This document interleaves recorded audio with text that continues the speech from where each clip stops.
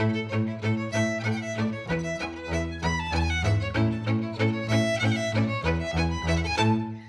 right. So I know the weather across New Mexico today is a little bit warmer than it was, say, last week when we had a foot of snow up here in the Santa Fe area. And looking at Jeremy's picture from last week down in the Oregon mountains outside of Cruces, there was snow all over the state. And it got us thinking, what do wildlife do in the winter? So, Jeremy, what do wildlife do in the winter? They're cold mostly. But no, what better time to talk about cool things that wildlife do in the wintertime than we've experienced a little cold snap ourselves. So that's what we're going to talk about today. As temperatures get lower, as food gets scarcer, what is our native wildlife doing to cope with that? And they're doing, the things that they're doing can be kind of categorized into three main things. They're either going to migrate, they're going to leave that area for greener pastures, they're going to adapt, use the adaptations that they have to cope, or they're going to hibernate and sleep it off. That's my favorite. So if we start with migration, everybody knows that a lot of birds migrate. Not all birds, but a lot of birds do. They head south from their core range to a winter range closer to the equator, relative to where they were to begin with. Some of them go past that. And they're doing that to get to warmer temperatures where there's more food production, more plants growing when it's warmer, more insects, that kind of thing, more mammals if you're a raptor. So you've probably seen different birds migrating. And here we have some sandhill cranes. And a lot of our larger birds, geese and ducks, will fly in this V pattern. And it's not just for show. There's science behind that. So when a big wing flaps down, it creates behind it a little updraft eddy. So the birds fly in this staggered V-shaped pattern to ride the updrafts of the bird in front of them. So it makes it easier for them to traverse these long miles. Sometimes you might see a V formation and one side of the V is longer than the other one. And that's because there's more birds on that side.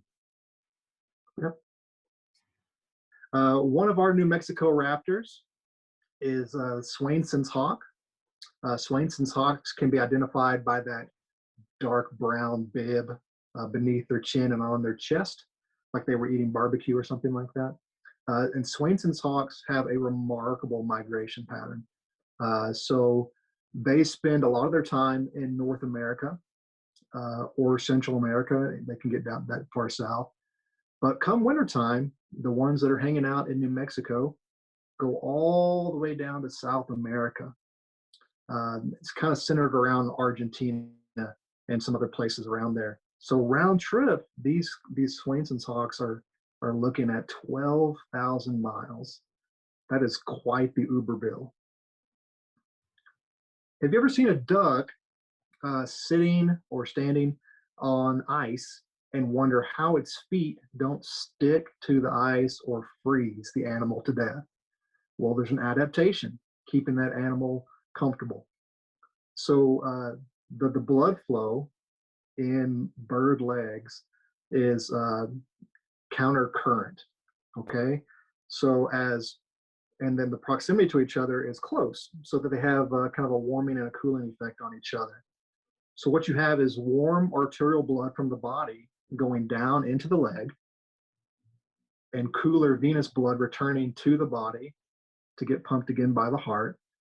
And all of these blood vessels and veins are arranged in proximity to each other, closeness, so that they are warming and cooling each other. They're warming the blood so that you don't, that cold air returning to the body doesn't shock you. And they're pumping warm blood in the feet so you don't stick to the ice. And then birds can stand on one leg too. If they're tired or if they're cold, they can tuck that one leg up by the body and warm it that way too. Pretty neat stuff. Other adaptations, animals will cache food for the wintertime. That means to store it for later.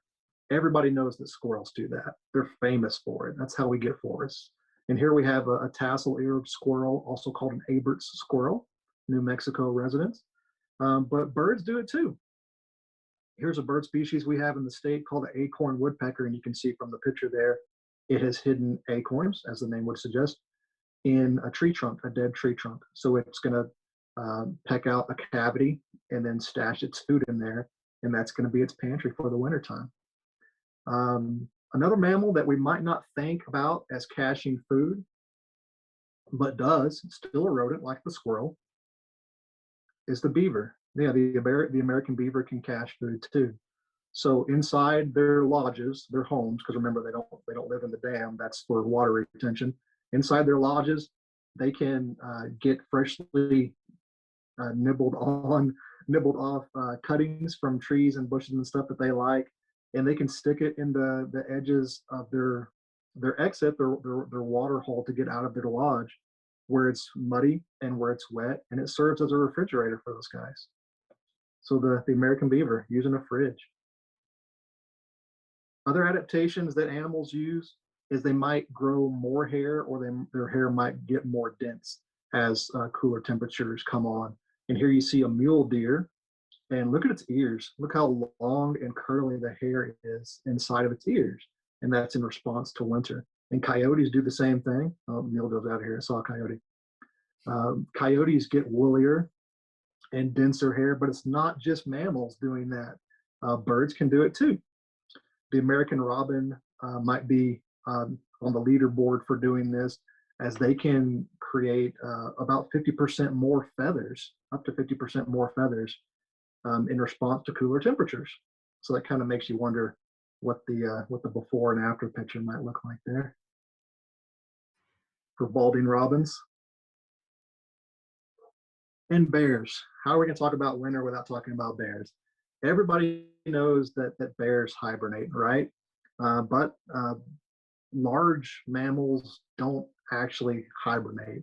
A better way to describe that might be super hibernation or torpor. It's a state of low activity for a long period of time. But let's say hibernate for the ease of conversation. Generally speaking, they don't need any food or water during that time at all. They've eaten more getting prepared for hibernation. They live off their built-up fat, and the waste from the metabolism is recycled. That's pretty cool. Here's something you might not know. How do bears keep their dens from getting filled with waste? They create a fecal plug that prevents them from relieving themselves inside their dens. Something else you might not know is that bears give birth while in hibernation. That's pretty neat. Talk about a sedative. Not all mammals hibernate. Here is a prairie dog, and prairie dogs stay active year-round. They might build up an extra layer of fat as one of their adaptations. And there you see a particularly chunky prairie dog there in the lower right. And they might tuck away if it's really cold. They might spend 3 or 4 or 5 days in their burrow living off their body fats, but they're not hibernating. They're just cuddled up for warmth, and they'll come out and check out cameras like that guy's doing there. But what about ectotherms? Reptiles, lizards, and snakes. Ectotherms rely on the environment for their body temperature. When it's hot outside, they can get hot. When it's cold outside, they can get cold. So they have to change their activity patterns based on that. Now, snakes and lizards and such don't actually hibernate either, technically speaking. They brumate, or they enter brumation. So again, it's a kind of a torpor where they're going to slow their activity way down. They're going to slow their metabolism way down, and they're going to find someplace warm to stay. And they're looking for places with rotting logs and detritus, leaf litter, and soils, because when that stuff decays and decomposes, it creates a little bit of heat. And so it's a good spot to spend the winter. Snakes will use a communal winter den. They'll congregate together, and they'll use the same den year after year after year. And it's called a hibernaculum, or if you're talking about multiple in hibernacula. And it doesn't have to be just for one species. You will find occasionally other species mixed in there, like you might find in this picture here, Western diamondback rattlesnakes. but there might be a coach whip or a bull snake living in there among them. Um, and again, it's not completely shutting down and being dead to the world. It's torpor. So they might still drink occasionally. They might come to the surface on sunny days, and that's how you get pictures like this. And they might move deeper and higher to the surface in their burrows, depending on what the temperature is. So they're not completely knocked out. This picture is kind of interesting. It's a common snapping turtle underneath the ice. You can see the leaves are on top there. And aquatic turtles will often hibernate underwater.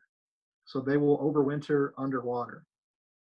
And so how do they do that? Like, I've talked about how they slow their metabolism down and they don't need much oxygen, but they still need some. So how do you breathe underwater for months? And the answer in turtle species is their butt. Yeah, that's right. Uh, Properly called a cloaca, but it's analogous to our anus. Their cloaca is highly vascularized. So there's a lot of blood vessels close to the surface of the skin there, and it's able to respirate for them. So it's called cloacal respiration. They're able to absorb oxygen and to diffuse carbon dioxide, which might make you wonder, well, then do they relieve themselves out of their mouths? In one weird case, yes, actually. There is a Chinese soft-shelled turtle that is known to excrete urea waste from its mouth. Google it, but that's not New Mexico. That's a topic for another day. But that's what we have for you today for cold critters, what wildlife is doing in winter, and I hope you're staying warm. I'm staying warm. I have the fire going and some hot chocolate, and I am definitely staying warm in the winter. So thank you, Jeremy, and thank you for everybody who joined us here live today. We'll see you next time.